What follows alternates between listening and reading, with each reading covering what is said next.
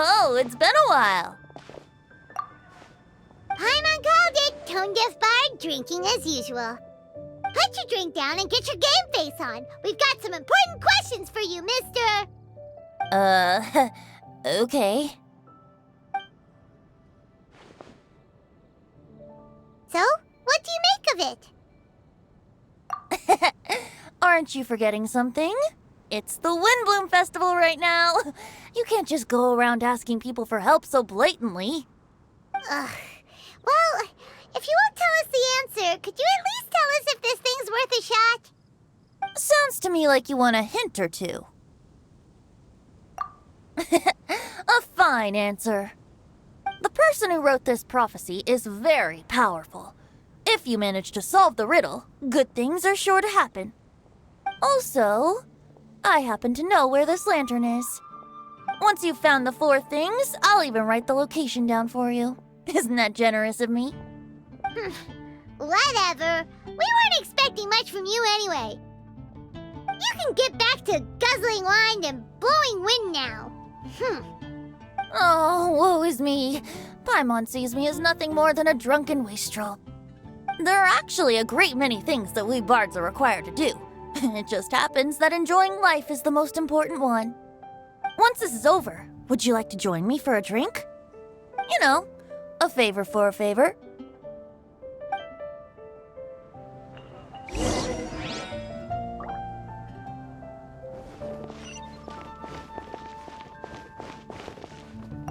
Or, given the way that you're staring at me, perhaps you'd like to get me that drink now? I, of course, would be most amenable to that. But I believe you have friends waiting for you. Don't worry, there'll be plenty of time during the festival.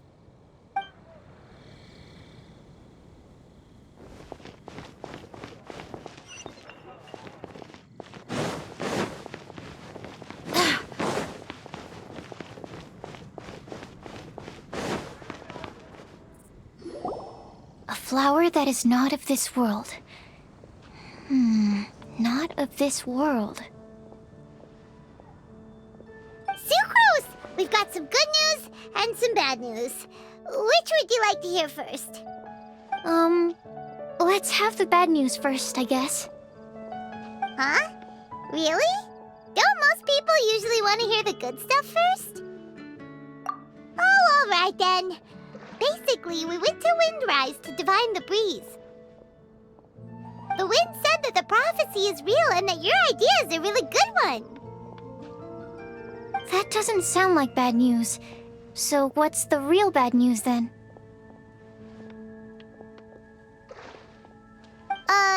Paimon ate the bad news!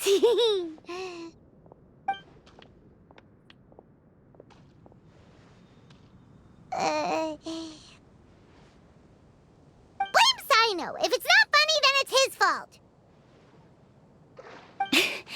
It's fine. Well, that puts my mind at rest. Now, back to the other issue I've been mulling over. I was thinking about the flower that is not of this world. It could mean a human-cultivated variety that doesn't occur in nature.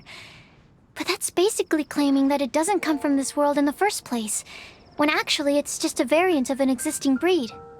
So, the initial question is, Can the flower's origins be traced back to a natural organism?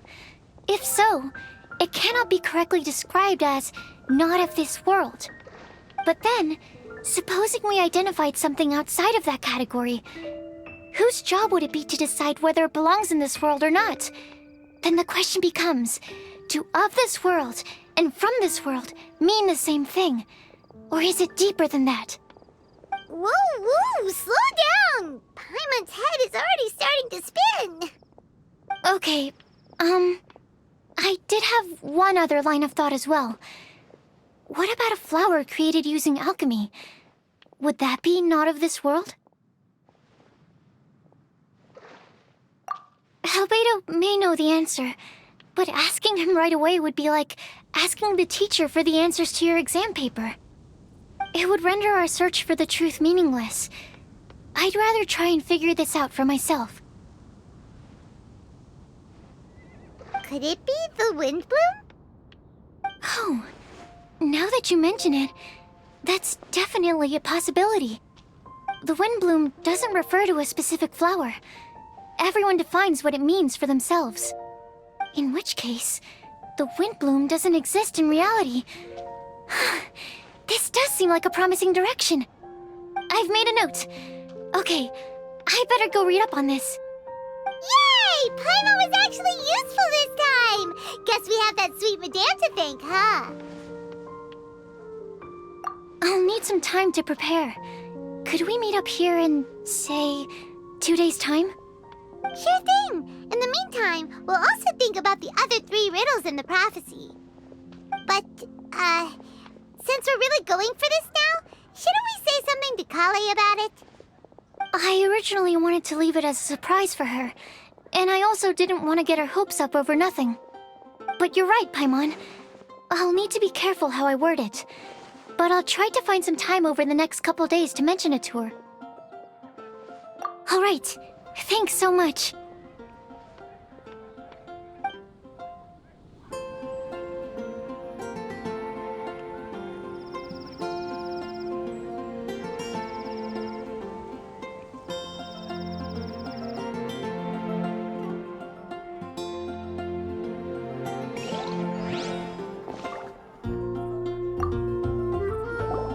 A flower that is not of this world. Not of this world.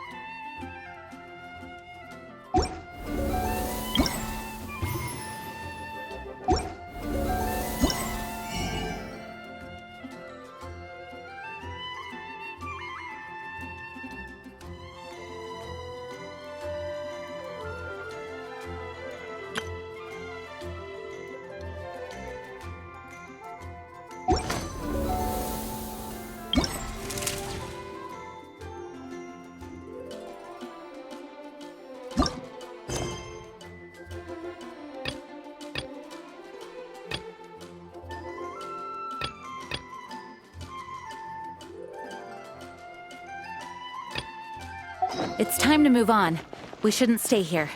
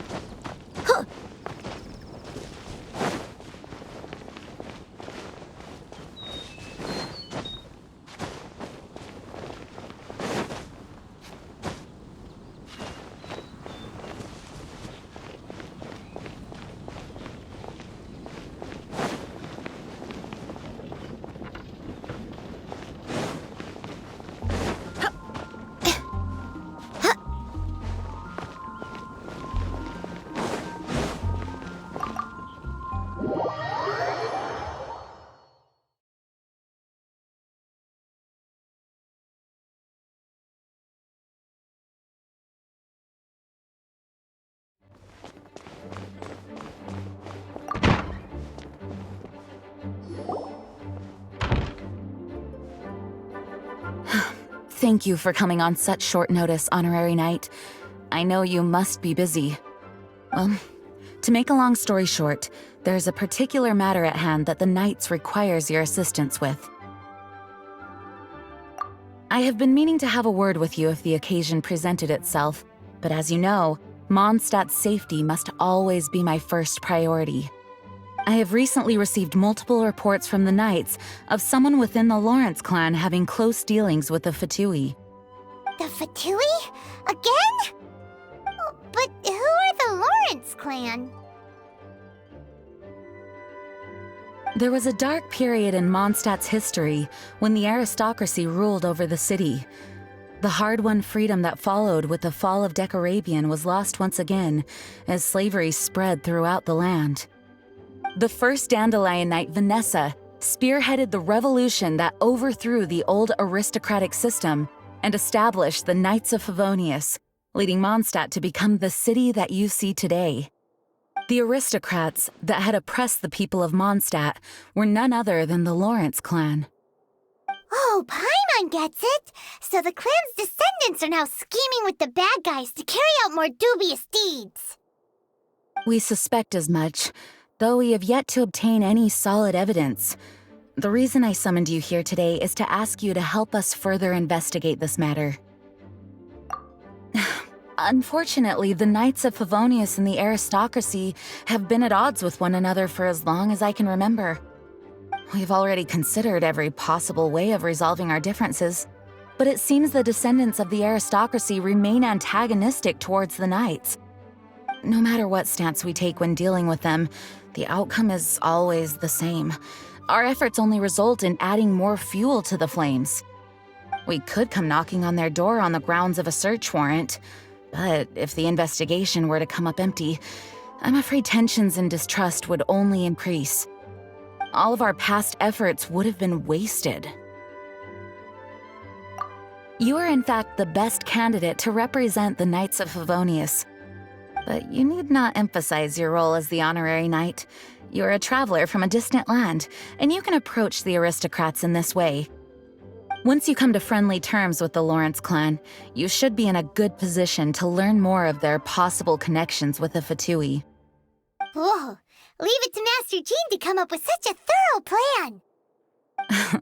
Perhaps such plans have become second nature after all the diplomatic issues I've dealt with.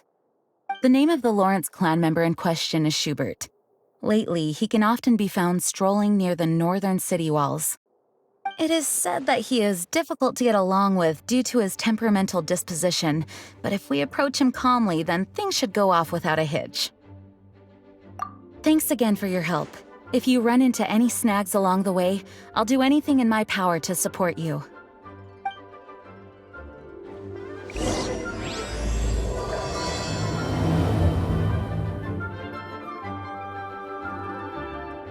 Schubert can be quite touchy, so it may not be easy to get along with him at first. But as long as matters remain calm, then you should be able to come to friendly terms with him.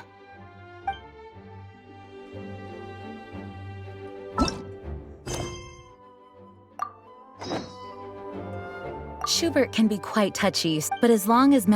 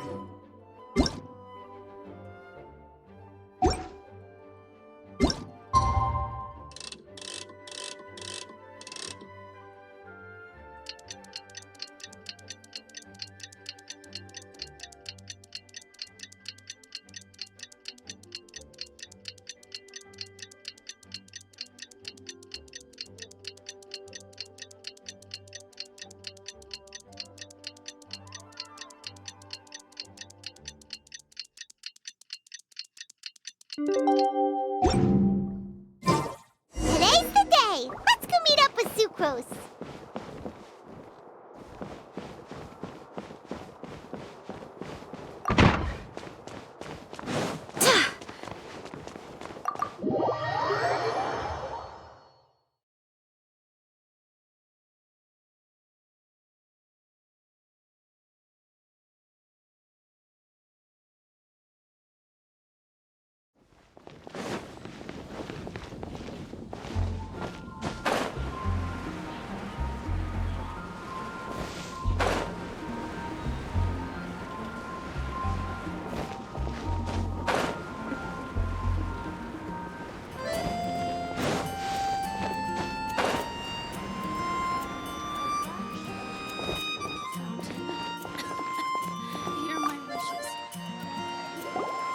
Sucrose, we're here! Oh, Traveler, Paimon. I only just arrived myself, so I'm still getting ready. Ah, and Kale just passed by a moment ago. She said she had some things to sort out at the inn where she's staying, but she'll meet up with us when she's done. Apparently, Tainari and Sino both went out, but she stayed behind because she wanted to help us. Not too bad. After reviewing it again with fresh eyes, I came up with a new theory which seems to hold some water. I'll attempt to explain it as simply as I can. I believe that each of the 4 things in the prophecy refers to a different field of knowledge. So, in a way, the prophecy is a test of the reader's intelligence. But it's unlikely for any one person to have expertise in all these different areas. So I suggest that we seek out one expert from each and get their opinion. Also, in 2 out of the 4 areas, the prophecy seems to want us to find specific people. It may even turn out that the people themselves are the answers. So it sounds like we should put our heads together and list out the people who can help us. Exactly. I think we can go through each riddle in turn and generate 4 groups of names to match the 4 questions. Alright, then let's start from group 1. The first riddle was, a flower that is not of this world. Personally, I would still go with Albedo for this one. Alchemy is the most likely to have to do with otherworldly things, and he is by far the leading expert in this regard. Exactly! You're the creator of the Tetratanic sweet flower. Who knows? Maybe that's the flower we're looking for. Huh? You really think so? Oh, but what about Tainari? He's a forest watcher and knows all about plants. If it's a flower we're looking for, maybe he's the man for the job. Alright, I'll add him to the list as well. On to group 2. This subject is a guide who will never get lost. That's kind of abstract. Does it just mean someone who never loses their way? Wait, but they have to be able to guide others too, so it's not quite as simple as that. Oh, you mean Mona? Yeah, she definitely count. Mona. Yes, she certainly seems very confident, and she can use her astrology to guide people. Would Bennett count? Well, his luck's so bad that as long as you go in the opposite direction from him, you'll always be going the right way, right? I see. I suppose I can't argue with that logic. Add him to the list. Finding everyone won't take long, so one extra person won't hurt. I know. Would Outrider Amber be a valid candidate for this category as well? Yeah, she would! She's got a great sense of direction after all. As a matter of fact, when the Traveler and Paimon first came to Mondstadt, she was actually the one who gave us directions. Yes, she's certainly a good guide. Is there anyone else? Let me think. Yes, I believe there may be one more. Albedo once made a set of equipment for Mika from the reconnaissance company. He's their surveyor and an exceptional pathfinder. He's even instructed others in the discipline of surveying before. So, in my view, he's highly unlikely to lose his way and would be very good at helping others find theirs. Cool! Another one for our list! Wait, Kale should have been here by now. Wonder what's taking her so long. Sorry, could we continue our chat somewhere else? Oh, you wanna go see how she's doing, right? Sure, let's all go.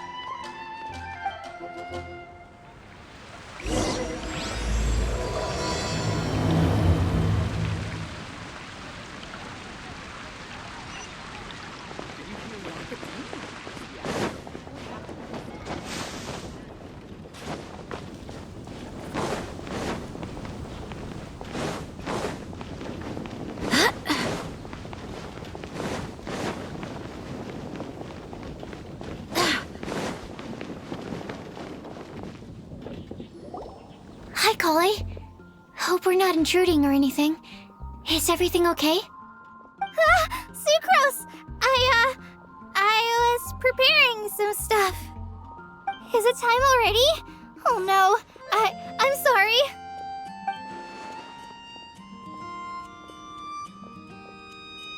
Don't worry. The Traveler and I only just met up. We were just worried that you might get lost along the way, so we thought that we'd come get you. Thank you. I'm ready to join you now. How's that thing going?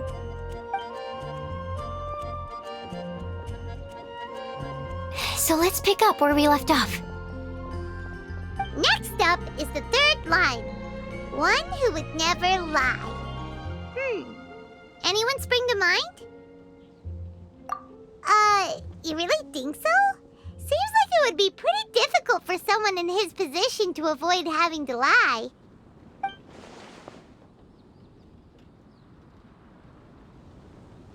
Then what about Kaya? He's the cavalry captain and a rather popular figure, but... You think there's something fishy about him too, huh? Yeah, he's definitely a sneaky one. Bet he lies all the time. I can't help but agree with you there. There's the tone-deaf bard. But on second thought, he wouldn't qualify either. He talks way too much nonsense. Is there anyone else we're missing? Acting Grandmaster Jean?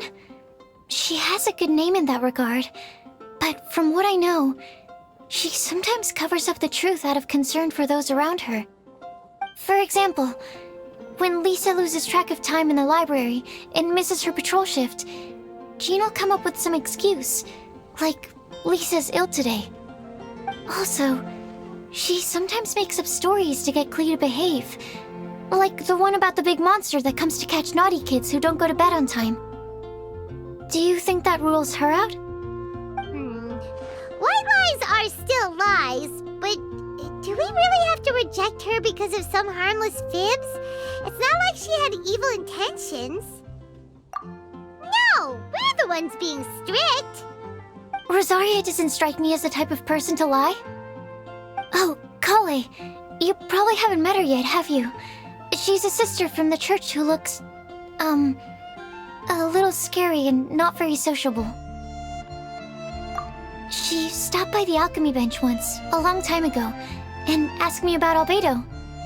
I thought maybe she was trying to find him, for work or something, but when I asked, she just said that she was curious about him because he was so intelligent, and wanted to talk to his assistant to find out what he was like. A lot of people might have given a more tactful justification, but I could see in her face that she wasn't trying to hide anything. She was just very direct and straightforward. That's why I don't think of her as the lying type. Rosaria doesn't look like the sort of person you'd want to get into a fight with. Maybe she just fights her way out of situations that some people might lie to get out of. I can definitely see that.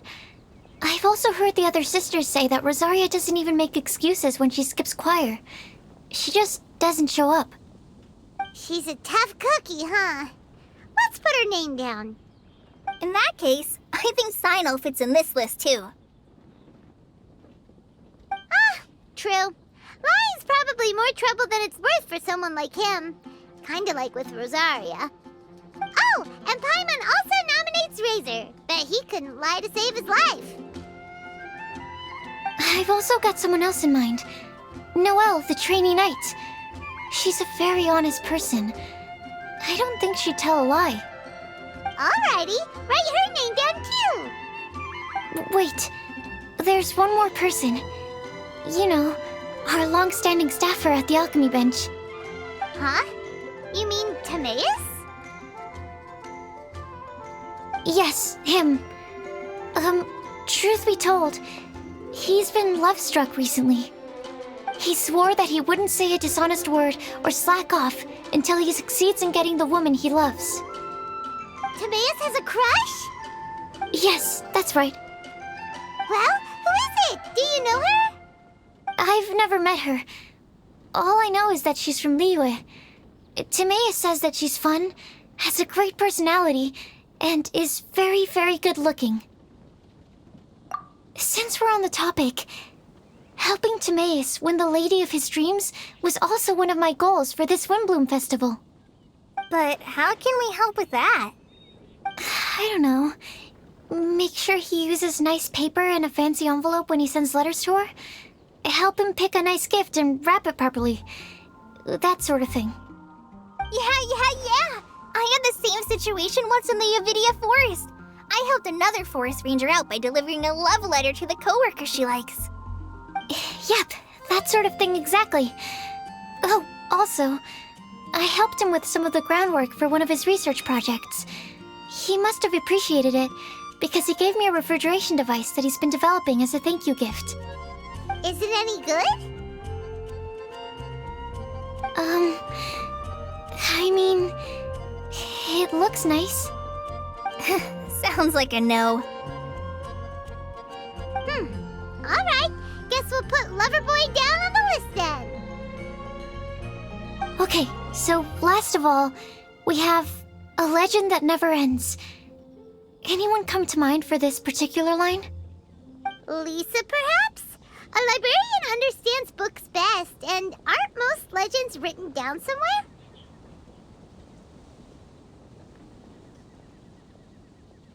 When I think about legends, fairy tales and picture books come to mind. Maybe Kale. She read a lot of fairy tales when Tainari was teaching her to read. Oh, do I count? Of course you do. I'll put you on the list. I prefer to read things like an illustrated analysis of alchemical substances and their uses, the fascinating principles of crafting, and hypotheses of life. Point taken. Paimon didn't quite understand any of those. Klee might be a good choice. Her mother, Alice, is a renowned traveling author, so I'll bet she's been exposed to all sorts of myths and legends.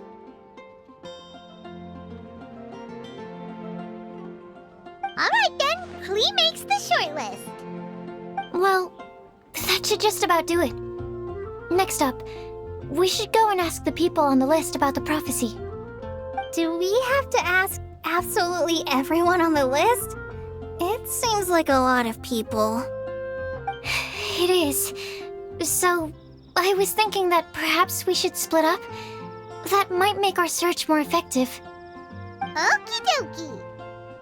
Also, I've thought of a method of gathering feedback.